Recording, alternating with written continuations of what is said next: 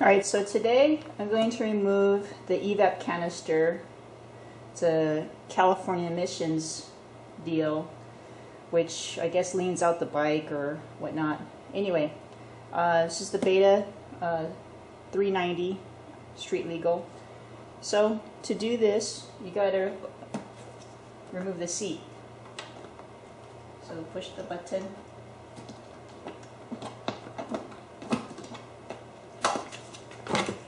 Boom.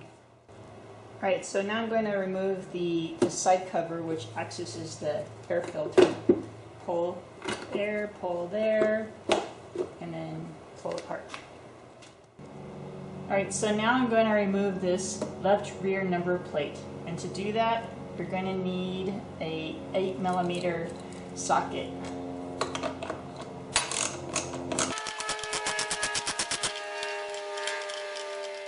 It's on the bottom of the number plate. You have two screws, one here and one here, so you got to remove those as well. They're just regular Phillips. Okay, so this is one whole piece, okay, which ties into the tail. Now you probably don't need to remove this section. You can just open this up, and then the canister is right there on the inside, and just pull it out. I'm going to show you just by lifting this what's inside, and there's your canister right there. This deal. It's a little hard to see. So just pull that out, and then all the related tubing right here. This clear tube. There's a couple of tubes connected to it. Just pull that out and you'll have a nice large cavity for a toolkit.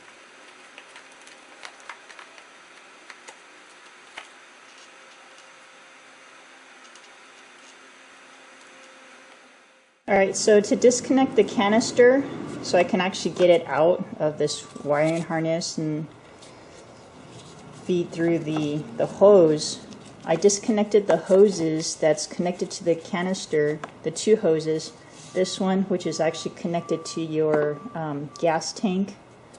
See, gas tank. And this end, this hose, which connects to the other side, the right side. Okay. So disconnect those from this, and here's the other piece, and this. The two clear hoses, one clear hose that connects to this, the gas tank hose, and this piece from the white connector. So you just go under here, you pull the canister out, boom. This is what it looks like. This piece of shit.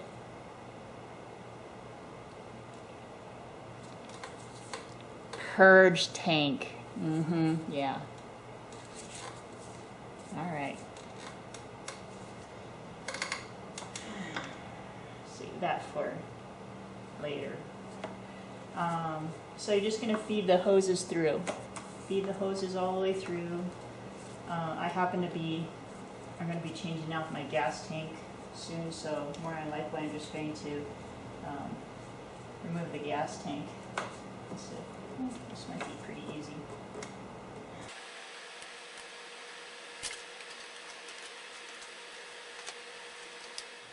Okay, so I routed the hoses all the way to here, to the right side of the bike, and there's a couple of zip ties that I'm going to cut.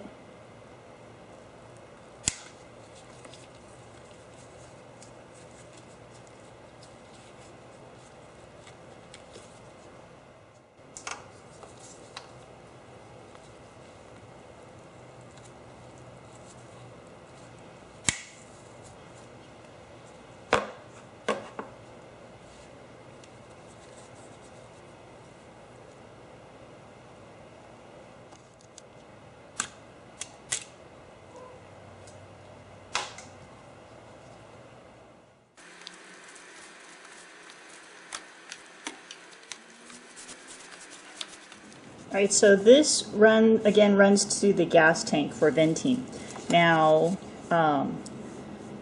if you're going to keep the hose and you don't have your own I guess, shorty. That's what I'm going to be using. I'm going to be using these. So this just basically sticks. Boom. You know, don't have to deal with this freaking hose every time you fill up gas. But if you want to keep the hose, you don't want these little shorties. I call it a shorty. I don't know what the proper terminology is. If you want to keep the hose, whether you stick with the stock 2-gallon tank or you upgrade to the 3 or 4 gallon IMS or whatever, if you want to keep the hose, just cut it like down here. You can keep it zip tied up here, but just cut it down here. I guess probably be about 18 inches or so from the top, and then you're almost done. Okay, so now back to this clear tube. I'm just going to pull it out. Boom, easy. Alright, so now we're going to use an 8mm socket to remove this bolt.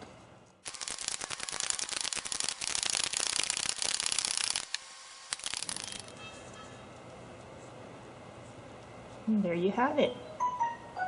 I had to use a small quarter to be able to fit. But yeah, this is the bolt. Or I think that they call it a vacuum valve or something. But here's the hole.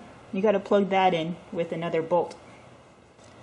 And make sure to use the same washer for the new bolt. So the length of this bolt is approximately 7/10 of a centimeter. So it's going to be pretty hard to find a bolt that's small for it's an M6, by the way. It's an M6, 7/10 of a centimeter.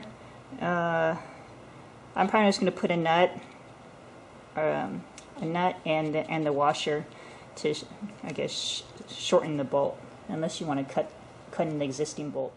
Okay, so I found this bolt, this M6 by 1.0 bolt,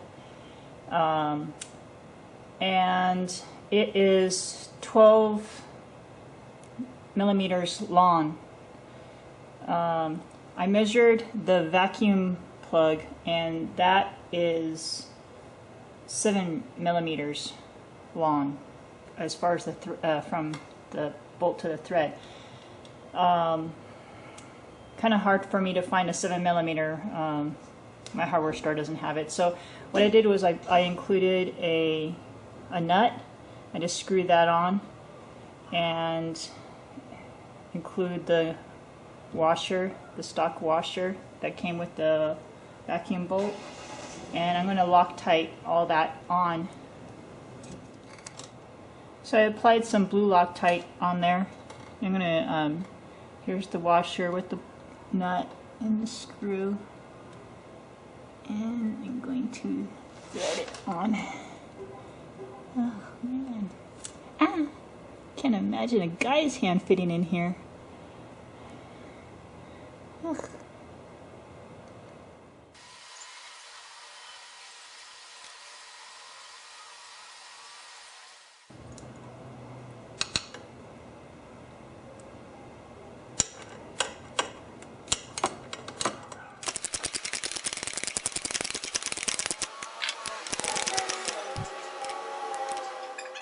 Not bad.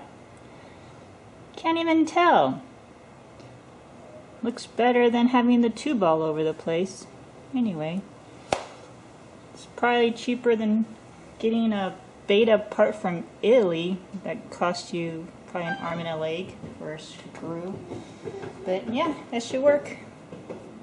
Alright, so these are the items that are removed from the bike. So the so-called purge tank, that's your EVAP charcoal canister, the gas tank venting tube, and this clear thing that's got black shit inside that goes into your engine. So, done.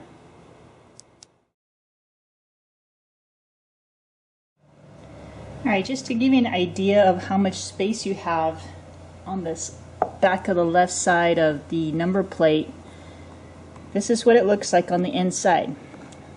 Okay, that's where that charcoal canister was. So a lot of people, I guess they're putting their toolkit, their beta toolkit, and I guess various other tools. And here's a couple of bands. They can strap the toolkit in, and so you can fit probably a large man's hands or extra large man's hands.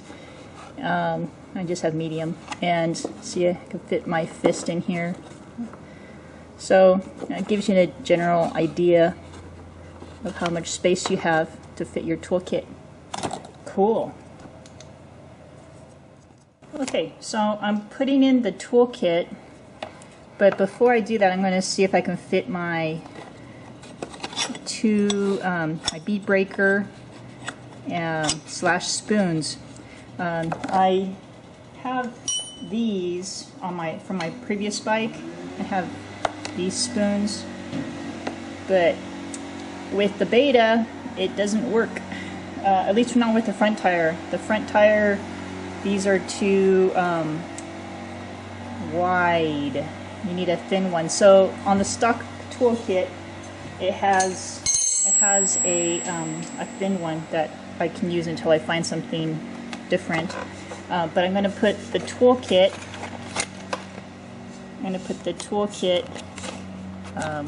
Inside here with the bead breaker and the slash spoons. Alright, so it looks like it fits with my bead breaker slash spoons along with the toolkit. It bulges out a little bit, but shit, it's better than dealing with a tool bag in the front. Look at that. Nice and snug. Yeah, baby. I found this cavity on the right side of the bike. It's the right rear number plate, and you can fit like some lawn tools in there. This is my motorcycle jack that came off my tool bag from my Deer Z that I had on the front fender, and see, I'm able to fit it inside. And I'm just going to zip tie it to this crossbar right here, and so it doesn't move around.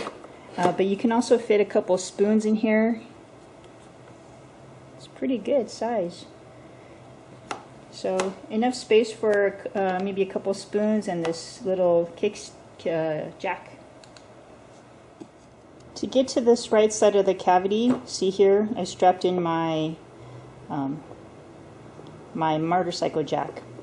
So to get to it, it's just removing two bolts. This one right here and this one. 8mm socket wrench. That's it. And then boom, easy. There's your little cavity. Love it. Alright, before you forget, make sure you remove the 8mm socket that's from your toolkit and this 6mm Allen wrench. They go together like so. So you can remove the side covers to get to your tool bag or whatever, if you decide to put your tool bag back there in the left rear number plate area. So they just go down like so, and there's like a little grooves that you just snap them in, and then same thing with the 8mm.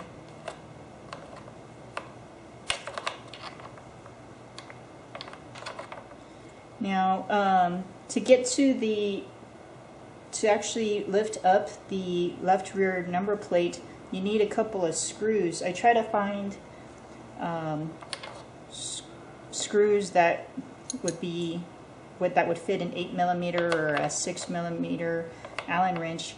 I can't find it, and so I bought this at a hardware store. It's just a screwdriver. If you're able to find something smaller, great. I'm just going to zip tie it to this little bundle to where it's easily removable. So I'm on the left side next to my toolkit. So this is where I have the screwdriver at. I weaved it underneath. There's nothing down there. And then zip tied this side right here. So it's not going to go anywhere. So if I need this, this is kind of semi-loose, the zip tie, so I can reuse it. I actually have to maneuver it myself, and then boom, easy.